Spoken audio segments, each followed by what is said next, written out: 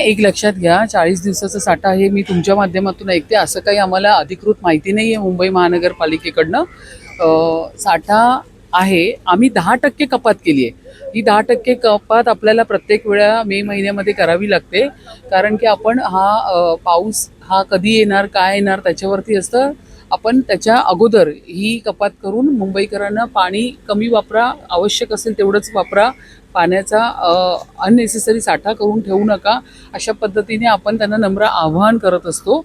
आणि आपला एक साठवणीचा जो आहे साठा, तो जर बघायला गेला तर जवळपास ऑगस्टपर्यंत मुंबईकरांना पाणी मिळेल अशा पद्धतीने मुंबई महानगरपालिकेने पूर्ण उपाययोजना केलेली आहे. पण आता अल निनोचा प्रभाव पाहता असं सांगितले गेले आहे की पावसाळा उशिरा येईल. पण आता ते शेवटी वातावरणीय सगळ्या चेंजेसवरती अवलंबून असतं. हे आपण फक्त तर्कवितर्क लावतो, पण पाऊस पडण्याची शक्यतासुद्धा वाटते. तर त्यामुळे आपल्याला या महिन्यामध्ये अशा पद्धतीची जी पाण्याची बचत ही करावी लागते. नाले सफाई आम्ही 1 महिन्यापूर्वीच पूर्ण नाले सफाईची आम्ही साफसफाई करायला उतरलेले आहोत.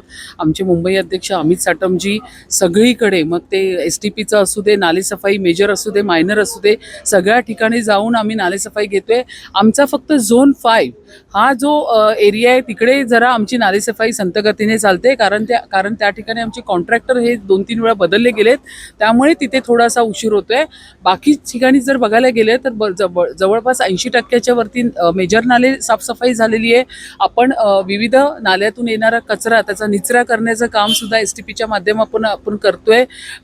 ट्रॅश बूम आपण सगळीकडे लावून त्या पद्धतीने कचरा पण आपण संपूर्ण समुद्रात जाऊ नये म्हणून तोही आपण त्या ठिकाणी पाहतोय. तर अशा पद्धतीचं व्यवस्थापन आत्तापर्यंत मुंबई महानगरपालिकेच्या इतिहासात गेल्या 25 वर्षात कधीच झालं नाही, जे आत्ता होतंय.